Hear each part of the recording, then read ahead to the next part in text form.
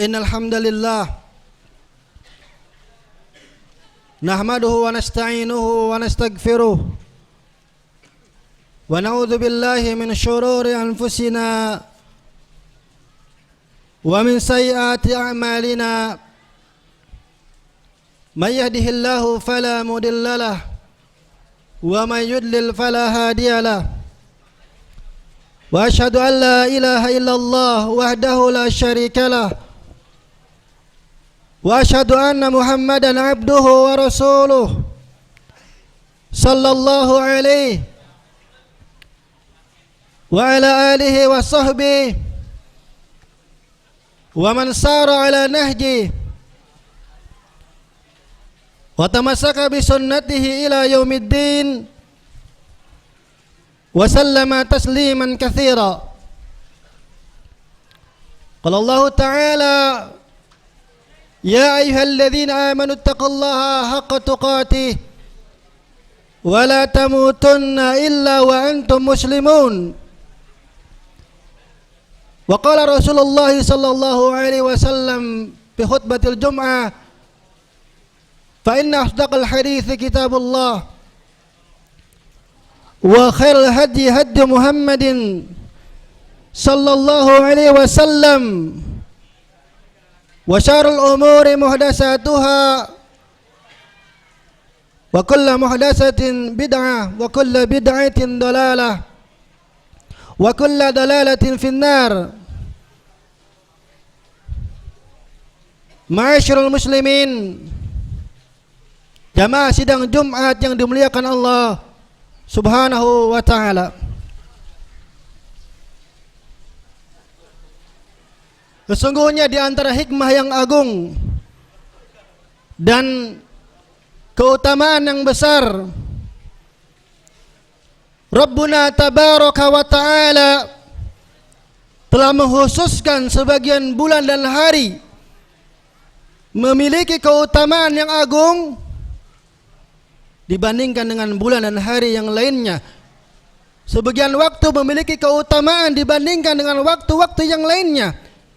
Sebagaimana kemuliaan hari Jumat dibandingkan dengan hari yang lain, kemuliaan bulan Ramadan dibandingkan dengan bulan yang lain, kemuliaan 4 bulan haram dalam 1 tahun dibandingkan bulan-bulan yang lain, keutamaan sepertiga malam yang akhir dibandingkan waktu-waktu yang lain.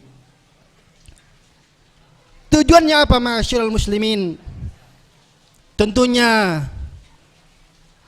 agar menjadi ladang bagi seorang muslim untuk meningkatkan amalannya dan kecintaannya kepada ketaatan serta menggugah semangat barunya dalam beramal saleh. Karena sifat manusia terkadang bosan dan jemu. Oleh karena itulah Allah Subhanahu wa ta'ala menjadikan sebagian hari dan bulan memiliki keutamaan dibandingkan dengan hari dan bulan yang lain. Allah Subhanahu wa ta'ala berfirman dalam surah At-Taubah ayat 36, Inna iddatash syuhuri 'indallahi 12 syahran fi kitabillahi yawma khalaqas samawati wal ard minha arba'atun hurum. Sesungguhnya bilangan bulan pada sisi Allah adalah 12 bulan dalam ketetapan Allah Subhanahu wa ta'ala di waktu Dia menciptakan langit dan bumi. Minha arba'atun hurum, dan diantaranya 4 bulan yang dimuliakan Allah. Dzalika dinul qayyimu fala tadlimu fihinna anfusakum. Dan yang demikian itulah ketetapan agama yang lurus, maka janganlah kamu berbuat zalim, janganlah kamu berbuat dosa di bulan-bulan haram tersebut. Kemudian yang 4 bulan ini dijelaskan oleh Rasulullah sallallahu alaihi wasallam dalam hadis yang sahih riwayat Bukhari. Kata beliau, as-sanatu 12 syahran minha arba'atun hurum, salasun mutawalliyatun, Dzulqa'dah wa Dzulhijjah wal Muharram wa Rajab baina Jumada wa Sya'ban. Dalam setahun itu ada 12 bulan kata Nabi. Dan diantaranya terdapat 4 bulan haram, 4 bulan yang mulia. 3 diantaranya berturut-turut, Dzulqa'dah, Dzulhijjah, Muharram dan Rajab, yang berada di antara bulan Jumada dan Sya'ban. Ma'asyiral muslimin, rahimani wa rahimakumullah, bersyukurlah kita karena kita berada di hari yang mulia dan di waktu-waktu yang utama, hari-hari terbaik yang ada di muka bumi ini. Di antara 3 fase 10 hari terbaik. Pertama 10 hari terakhir Ramadan, kedua 10 hari pertama Muharram, dan ketiga 10 hari pertama bulan Dzulhijjah. Kita telah berada di 10 hari pertama bulan Dzulhijjah, di mana tentang keutamaan dan keistimewaannya telah disebutkan dalam banyak hadis yang sahih. Bahkan Allah Subhanahu wa taala telah menyebutkannya dalam Al-Qur'anul Karim. Allah berfirman tentang keutamaan 10 hari pertama Dzulhijjah ini dalam surah Al-Fajr, wal fajri walayalin 'ashr, demi fajar dan malam yang 10. Maksudnya kata Ibnu Katsir 10 hari pertama bulan Dzulhijjah. Layalin 'ashr maknanya 10 hari pertama bulan Dzulhijjah. Allah Subhanahu wa taala bersumpah dalam ayat ini tentang 10 hari pertama Dzulhijjah, menunjukkan keagungan dan kemuliaan hari-hari ini. Ma'asyiral muslimin rahimani wa rahimakumullah. Bahkan Rasulullah sallallahu alaihi wasallam memberikan targhib, memberikan semangat dan dorongan kepada kita untuk lebih bersungguh-sungguh dalam mengerjakan amal saleh pada hari-hari ini. Ma'asyiral muslimin, kata Nabi dalam hadis yang sahih riwayat Bukhari,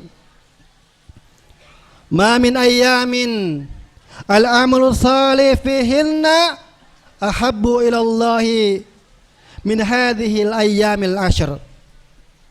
Tiada hari yang amal saleh dikerjakan di dalamnya lebih dicintai Allah daripada 10 hari pertama bulan Dzulhijjah. Artinya apa ma'asyiral muslimin?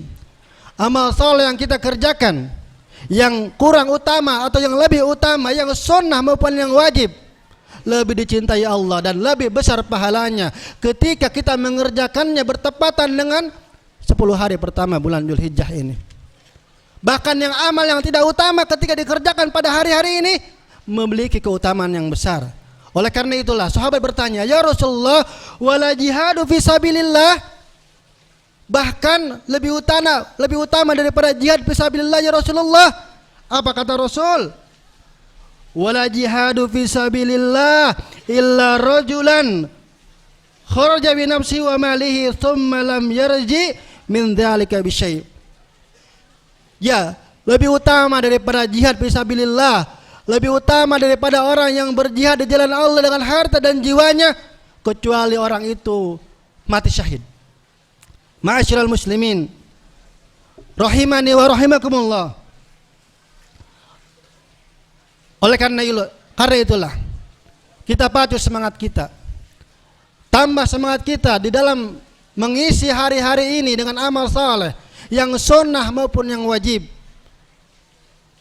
Karena amal saleh yang kita kerjakan di hari-hari ini dilipat gandakan pahalanya. Apabila amal ketaatan, amal-amal yang saleh pada hari-hari yang mulia dilipat gandakan pahalanya, maka demikian juga perbuatan dosa. Maka berhati-hatilah ma'asyiral muslimin, sesungguhnya perbuatan dosa yang dikerjakan di hari-hari ini lebih dahsyat lagi keharamannya. Kenapa demikian?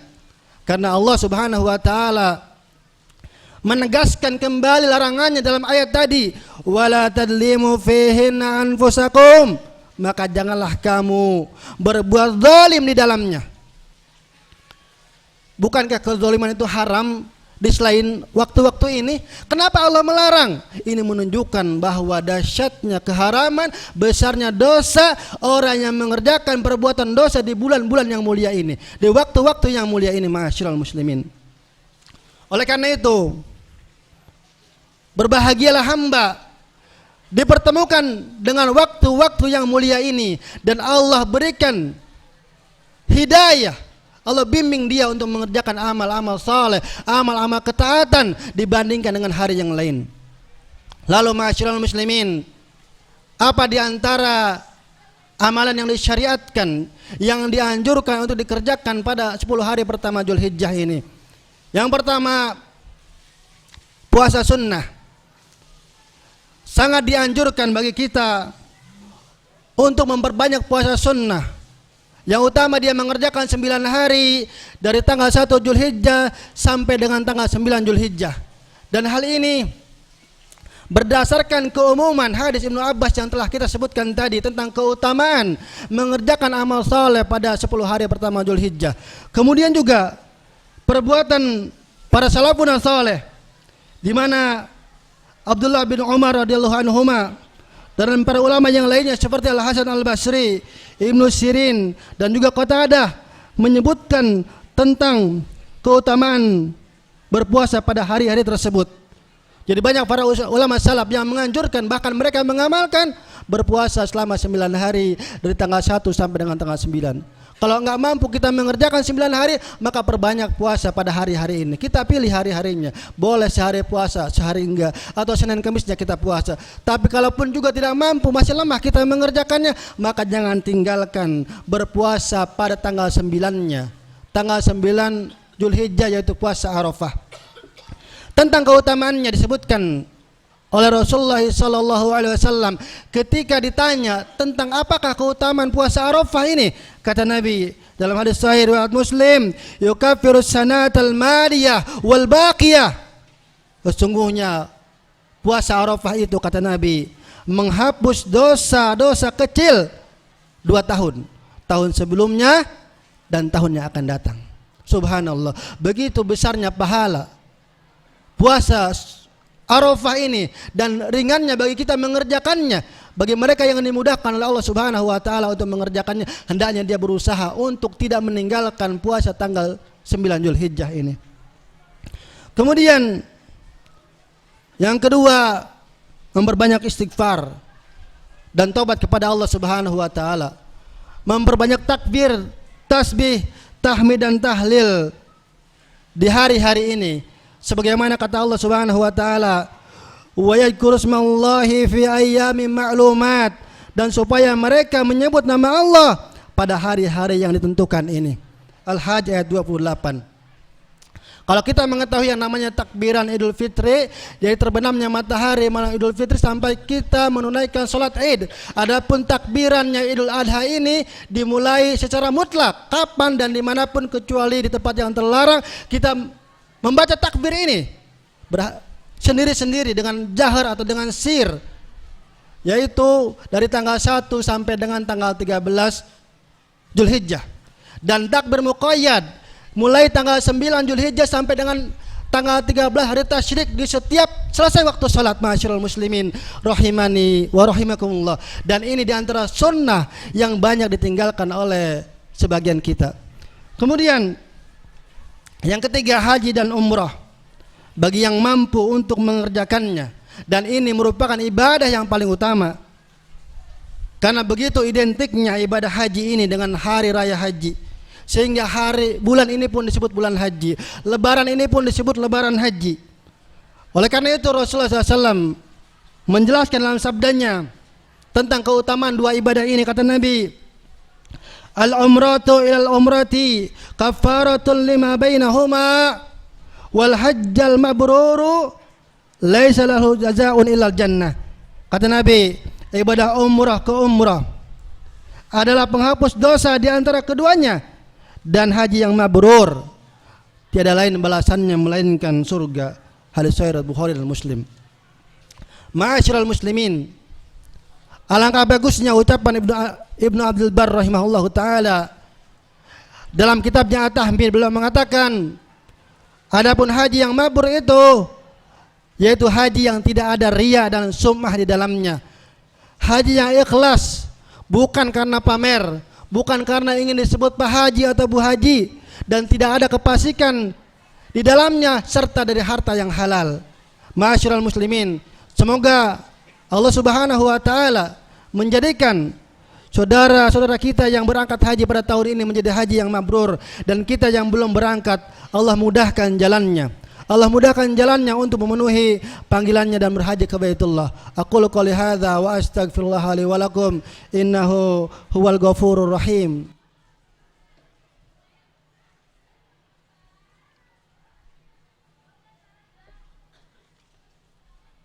Alhamdulillah hamdan katsiran tayyiban mubarakan fi kama yuhibbu rabbuna wa yarda, wa asyhadu an la ilaha illallah wa asyhadu anna muhammadan abduhu wa rasuluh sallallahu alaihi wasallam tasliman katsira. Ma'asyiral muslimin, jamaah sidang Jumat rahimani wa rahimakumullah, kita bersyukur kepada Allah Subhanahu wa taala atas nikmat yang agung yang Allah berikan kepada kita, yang kita dapat menjumpai 10 hari pertama bulan Dzulhijjah ini. Dan kita telah mengetahui tentang keutamaan dan kemuliaan hari-hari ini. Oleh karena itu jangan sia-siakan 10 hari pertama Dzulhijjah ini berlalu tanpa kita mengerjakan amal yang saleh. Ma'asyiral muslimin, ma'asyiral muslimin rahimani wa rahimakumullah, apa sebabnya 10 hari pertama bulan Dzulhijjah ini begitu istimewa dan utama? Al-Hafidz Ibnu Hajar rahimahullah mengatakan, karena pada bulan ini berkumpul ibadah-ibadah inti seperti salat, puasa, sedekah serta haji, yang mana hal itu tidak didapatkan pada bulan yang lainnya. Kemudian ma'asyiral muslimin, termasuk amalan yang paling utama pada 10 hari pertama ini adalah menyembelih hewan kurban, dan waktunya itu 4 hari, dimulai dari tanggal 10 setelah pelaksanaan sholat Id dan berakhir hingga tanggal 13 Dzulhijjah sebelum terbenamnya matahari. Oleh karena itu waktu penyembelihan 4 hari, boleh siang, boleh malam, tidak ada larangan menyembelih pada malam hari. Dan ma'asyiral muslimin, begitu besarnya keutamaan ibadah kurban ini sehingga para ulama menyebutkan berkurban pada hari nahar pada tanggal 10 Dzulhijjah lebih utama daripada dia bersedekah senilai harga hewan kurbannya atau yang lebih dari itu. Meskipun dia bersedekah 5 juta umpamanya, masih lebih utama dia menyembelih hewan kurban walaupun harganya cuma 2 juta. Ma'asyiral muslimin rahimani wa rahimakumullah, Allah Subhanahu wa taala berfirman, "Fasholli li rabbika wanhar," maka dirikanlah salat karena Rabbmu dan berkurbanlah. Maksudnya apa? Ikhlaskanlah salatmu dan ibadah kurbanmu hanya untuk Allah Subhanahu wa taala. Oleh karena itu bagi mereka yang sudah berniat berkurban, tidak boleh baginya menyebut-nyebut harga kurban tersebut walaupun mahal di hadapan teman-temannya untuk tujuan pamer. Atau jangan pula dia menggerutu karena harga kambing yang mahal untuk dikurbankan, karena itu akan mengurangi nilai keikhlasannya di hadapan Allah Subhanahu wa taala.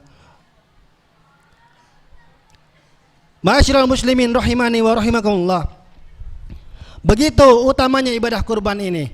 Oleh karena itu Abdullah bin Umar mengatakan, Nabi tinggal di Madinah 10 tahun dan beliau sallallahu alaihi wasallam selalu berkurban selama 10 tahun tersebut.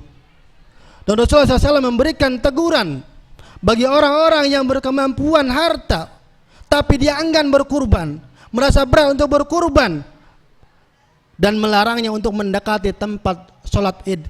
Kata beliau SAW, "Man kana lahu sa'atun walam yudahi falam yaqrabanna musallana." Barang siapa yang memiliki kelapangan lalu dia tidak berkurban, maka janganlah dia dekat-dekat tempat sholat kami. Hadis sahih riwayat Ibnu Majah. Banyak di antara kita beli HP harga 4 juta mampu, cicilan mobil harga 3 juta per bulan mampu, tapi ketika disuruh berkorban yang cuma 2 juta, dia merasa mahal, merasa berat untuk mengeluarkannya.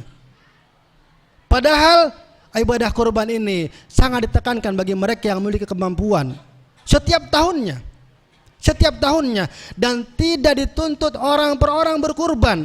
Karena pada zaman Nabi SAW satu kambing telah mencukupi kurban untuk satu orang beserta anggota keluarganya, bukan masing-masing satu.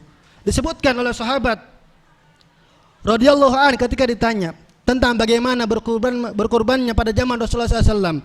Beliau mengatakan, seorang biasa berkurban dengan seekor kambing, dia niatkan untuk dirinya dan satu keluarganya. Lalu mereka memakan kurban tersebut dan memberikan makan untuk orang yang lain. Hadis sahih riwayat Tirmidzi. Artinya apa? Satu kambing apabila diniatkan untuk dirinya dan menyertakan keluarganya dalam masalah pahala, baik yang hidup maupun yang meninggal, maka telah mencukupi baginya.